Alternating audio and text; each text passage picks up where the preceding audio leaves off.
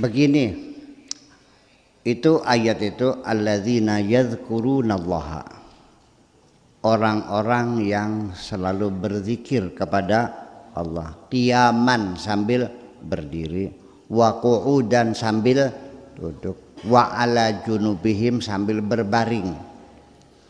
Itu sebetulnya maknanya bukan begitu, bukan berdiri, duduk, berbaring.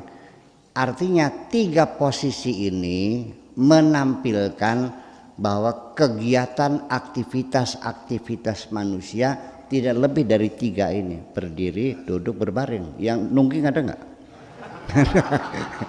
Jadi maknanya itu selalu ingat Allah dalam kondisi apapun, dalam segala kegiatan dan aktivitas yang kamu lakukan, itu maksudnya. Nah, yang disebut dengan zikir daim itu artinya selalu berzikir. Syekh Abdul Qadir Al-Jailani zikirnya zikir daim itu dengan menggunakan nafasnya. Kalau dia tarik nafas, dia menyebut di dalam hatinya Allah, dan ketika nafasnya keluar dia menyebutnya hu, Allahu, Allahu, Allahu. Berapa kali berzikirnya? Ya kamu nafasnya berapa kali?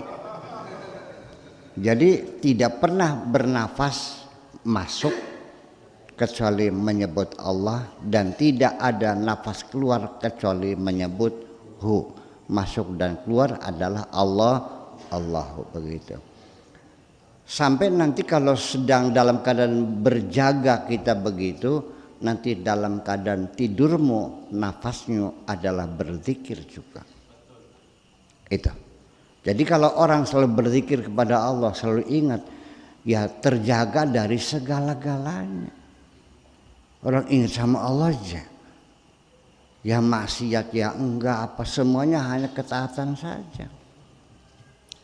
Seorang suami yang sedang merindukan istrinya mungkin nggak nyeleweng. Nyeleweng itu ketika lagi bertengkar. Betul enggak?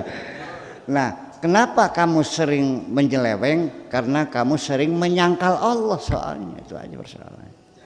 Makanya ya seperti itulah.